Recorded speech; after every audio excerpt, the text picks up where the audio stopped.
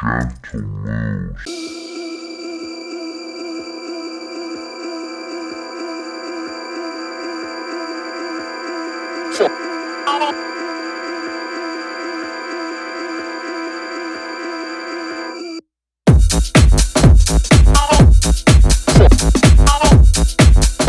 What's up, fam? It's your boy Demuir here, purveyor of all sounds underground. Thank you for joining me on my YouTube channel today, where I'll be discussing the technical and long, endearing, and ongoing challenge with overcoming muddy mixes. Before I jump into more details on that and give more clarity of what I'm talking about, what I need from you is that SLC. Hit subscribe, like, comment, and more importantly, hit the notifications bell to stay in touch with the new videos we have up and coming. All right, so let's jump right into this one. What do I mean by overcoming muddy mixes? When I talk about this, I want to share with you that this is a thing. No matter how good you are at mixdowns, you will endure this, especially in dance music or electronic music in general.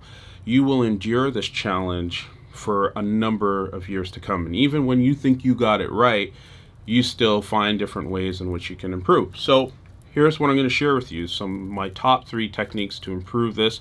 And when I talk about muddy areas in the mix, I'm talking about anywhere from 200 to about, I'd say 450, just below 500 hertz, where a lot of different instruments collide. And I've often heard this from time to time throughout the span of my career.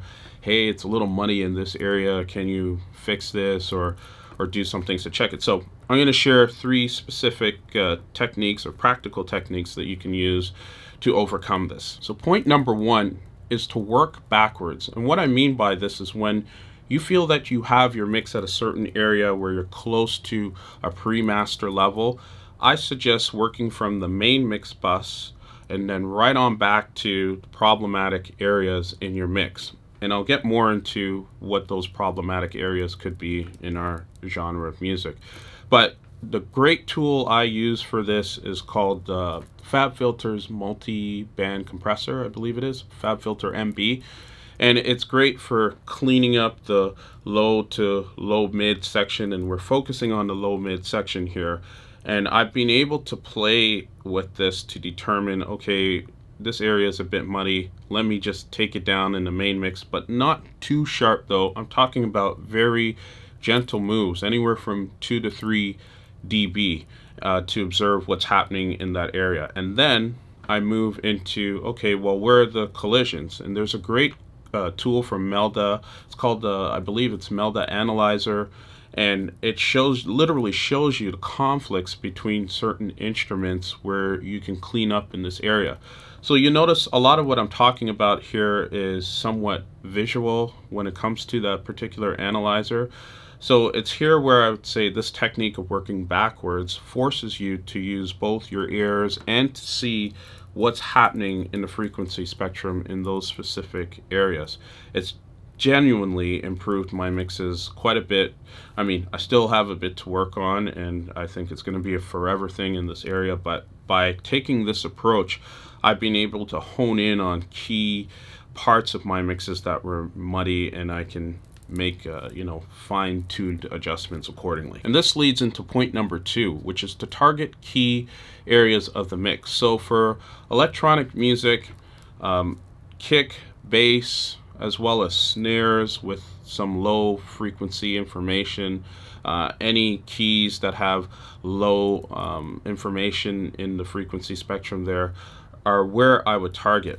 Now on the point of sampling, this is where it becomes interesting, because from a rough mix perspective, it's not unusual where I would just let the sample rock with some of that low information. But as I get closer and closer to the pre-master level or finalizing the mix level, I've cut out as much as possible that low information and made sure it's either replaced with a very extreme filter of a low pass version of that instrument, or where I'm playing the bass or the sub bass, to occupy those spaces to generate the clarity that we're looking for in those frequency areas. You might be able to refer to my video on bass and things I've learned to help you understand that point more in definition.